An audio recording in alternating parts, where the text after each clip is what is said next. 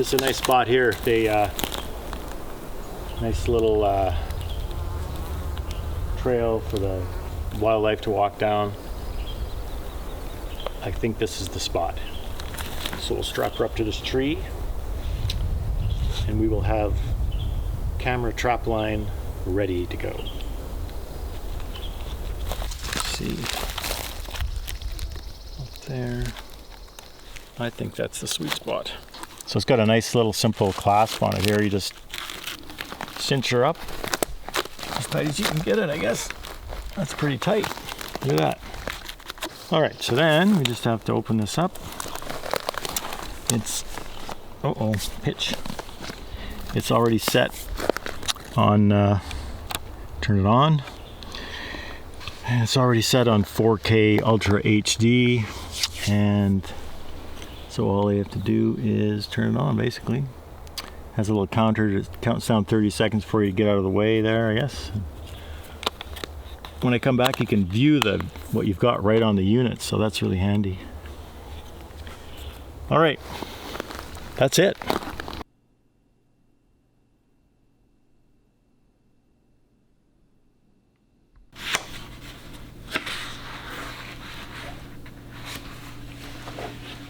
Here in the Caribou Chilcotin, we're so lucky to have a local publication called the Green Gazette, and it features lots of articles by local authors and beyond on all kinds of topics about the environment, ecology, sustainability, natural health, and local green businesses. And we love this publication.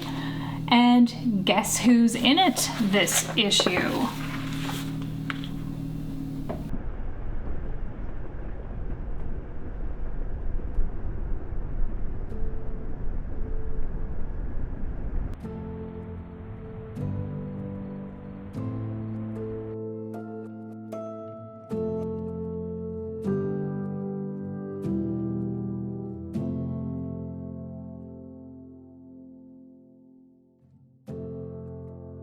When we decided to venture into Restoration Planet Homestead, we had such high hopes. We thought this was going to be a breeze. We were going to sell the house. It's a seller's market, and we're going to go buy some land. There's nothing but land around here, but it hasn't really worked out that way. We've had lots of setbacks. So the first problem, of course, that we've shared with you already is that we can't seem to buy land. The land that we find, or the properties that we find, have some issue, and we're just not able to put a bid in.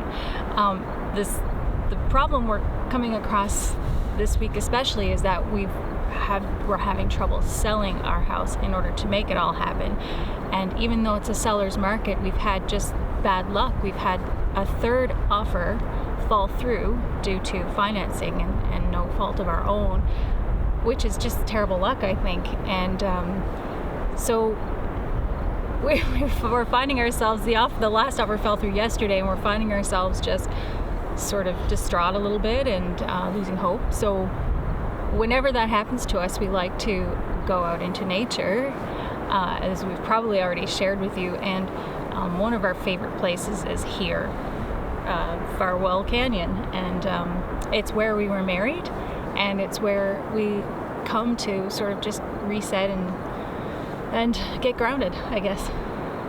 Yeah, this is a beautiful spot. It's in the interior of British Columbia, for those of you in Europe that we know, and all wherever.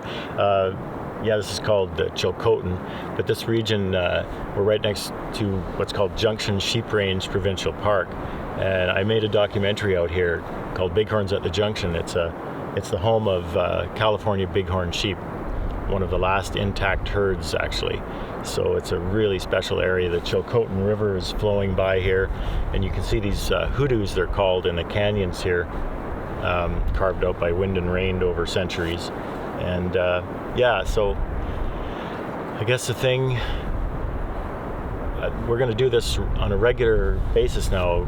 We're going to call it Nature Chat, where we're just going to sit and go for a little walk, and then we'll have some tea or whatever we have, and we'll just have a little chat with you.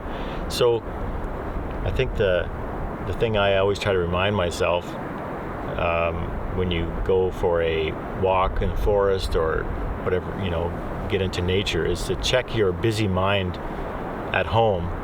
Just leave.